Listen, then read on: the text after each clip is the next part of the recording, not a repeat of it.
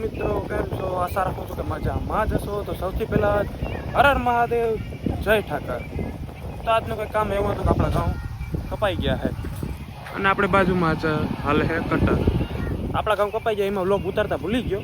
એની clip હું આગળ નાખી જ દઉં હું. તો આજ ઘઉં કપાઈ ગયા, કાલે રીપર આવી જાય એટલે કવર થઈ જાય, આપણું કામ થાય પૂરું. પછી કંઈક વાવીશું બાજરો વાય હમણાં મમ્મીને ભારી ચડાવી દઈએ. પછી 2 ત્રોપા તોડ્યા હતા, ત્રોપા પીને પછી કટર વેદાય. આ નારળીમાં ચડ્યો હતો આગળ, ઉપર ગયો હતા એવા પગો ધ્રુસતા હતા. હા, કોઈ દી ચડ્યા ન હોય ને આપણે કેમ હવે બાકી તો નારળીઓમાં ફાલે 1 નંબર જ છે. તો ઘટે હમણાં પાણી નથી મળ્યું ને, કારણ કે ઘઉંમાં કટર રાખવાનું એટલે ખોટું પાણી કાઢીએ ને વળી ઘઉંમાં નીકળી જાય. તો એટલે પછી પાણી ન પાયું એટલે ફાલ ઓછો, બાકી આના કરતાં વધારે હોય. તો ભાઈ નારળ ફોડીને કરી નાખ્યું તૈયાર. એક પોપટ થઈ ગયો. આ નારળ છે એ ત્રોપો નો નીકળ્યો, નારળ નીકળ્યો.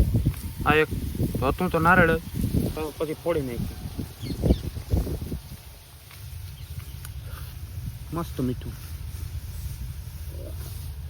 હાલો પીવું હોય તો.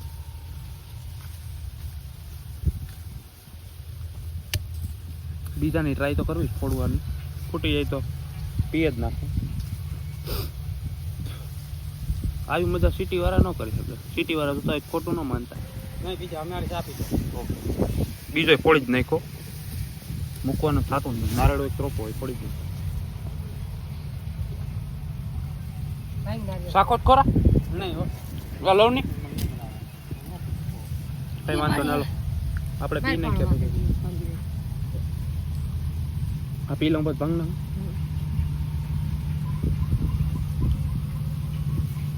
હા, 1 નંબર. 2 નું કામ કરી નાખ્યું પૂરું. નારળી મસ્ત મીઠું. મમ કેવું છે નારળ કેવું? હજી કાંઈ અર્થનું તો પડ્યું. આમ તો આખું છે. આ એક કાચી નાખી ગયો. ખાઈ દેહી નાસ્તો ભાઈ. બાર ભાંગી ભૂકો કરીને ખાઈ ગયા. દેહી ટેકનિકને નારળ ભાંગવાડી પાણા પાછા હતા ત્યાં મૂકી દઈએ. હવે ભારી ચડાવી દઈએ ને મમ્મીને કહી દઈએ કે જો તમે જાઓ ઘેર ને આપણે ભાગવાનું સીધું આ કટર હાલે જ. મમ્મીને મકાઈની ભારી ચડાવી દીધી. હવે એ જાય ઘેર ને આપણે જવાનું છે સીધું આ કટર હાલે જ. હાલો ભાગી ગયો. ઓ ભાઈ, મમ્મીને ભારી ચડાવીને આપણે ભૂગી ગયા સીધા કટર હાલે ત્યાં. તરત પૂરું કરી નાખ્યું. લગભગ તો 2-3 ટાંકી તો થઈ જ ગયા છે. પૂછીએ આગળ કેટલીક થાય. તડકો એવો છે, હું તો કારો પડી ગયો.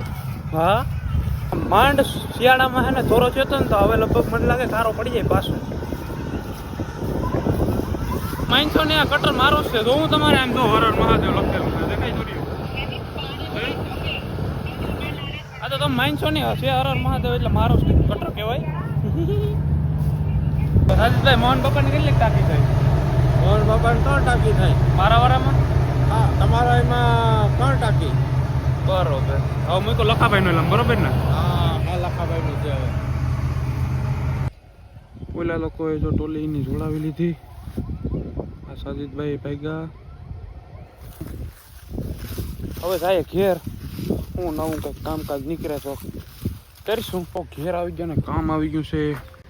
ઓયણીમાં રોટરું નાખવાનું, કારણ કે આ રોટરું છે એ અડીદમાં બાજરામાં નહીં હાલે. આ બધી નીકળી તો ગયું. હવે વાવવું જો ને પાછું કંઈક પડતર તો રખાઈ ગયું. તો કામ આવી ગયું છે. આમાં રોટરું બદલાવાનું છે. પછી જો આ ભૂંગરા ઘટે છે એ નાખવાના છે. તો હાલો એ કરી નાખીએ.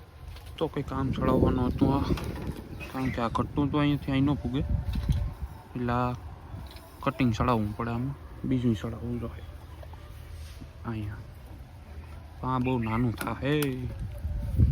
હાલો હું ચડાવી દઉં પહેલાં. હવે તો ભાઈ મસ્ત મજાને આપણે સાઈનને ધોઈ નાખી દઈએ. એનો વ્લોગ ઉતારતા હું ભૂલી ગયો, એ બદલ સોરી.